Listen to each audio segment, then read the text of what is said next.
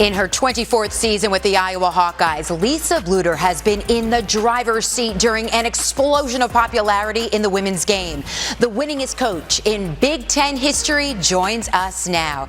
And Coach, thank you so much for being here in the midst of such a busy week. How are you? I'm doing very well. Thank you for having me. Coach, we're so excited about all your success, 24 seasons. But tell me this. You guys have had the highest ticket sales happening right now, lines all out the building. But can you tell us about the program before it was as popular as it is now? You know, I like to say that we're the same program that we were 10 years ago. It's just that people know about us now. Mm-hmm. And, you know, Lisa, you know about Megan Gustafson, who was the National Player of the Year and the winner of the Lisa Leslie Award as the best post in America back in 2019. So we were one game away from the Final Four back then. But, you know, it was very convenient that I got to leave that opportunity and go right into a home visit with Caitlin Clark. And speaking of which, Coach Bluder, just looking over the last 4 years, at what moment did you know that Caitlin could have the kind of impact that she has had? You know, our first year was COVID, and we were playing in front of cardboard cutouts. But we did go to the Sweet 16 that year. We lost to UConn, and it was Paige Beckers versus Caitlin Clark, and she was the co-national freshman of the year. And, you know, it was after that point I thought we had really something special that we could accomplish here at the University of Iowa.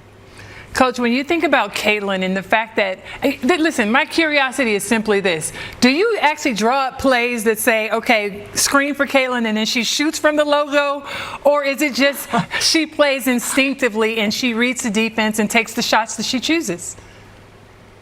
Believe me, we run a lot of plays for Caitlin, but none of them include the logo. So those logo shots are purely her feel for the game. And quite honestly, sometimes that's the only time she may be open during the shot clock is from 30 feet out. Coach, when you look at the rest of your team, who has benefited the most from Caitlin's play? You know, we all have, but I really believe Kate Martin, who is a sixth-year senior for us and wanted to come back and play another year with Caitlin, she has benefited. Gabby Marshall, a fifth-year senior for us, one of our best defensive players and another three-point artist, in my opinion. You know, Hannah Stolke this year kind of moving into the starting post position for us, has definitely been the recipient of many of Caitlin's assists. And Coach, we obviously see Caitlin Clark has changed the game. I called her a game changer. How have you seen her transcend the game, and what has been the impact, maybe just not even in Iowa, but just I think on women's basketball as a whole? Yeah, I mean, I think she has transcended our game. I think people are tuning in because they're like, what is the curiosity? And then when they tune in and they see us play and they see her marvelous abilities, then they realize, hey, this is something really fun for me to watch, and I'm going to start watching more women's basketball games. So I believe that Caitlin's, you know, the style of play that she has elevated all of women's basketball across the United States.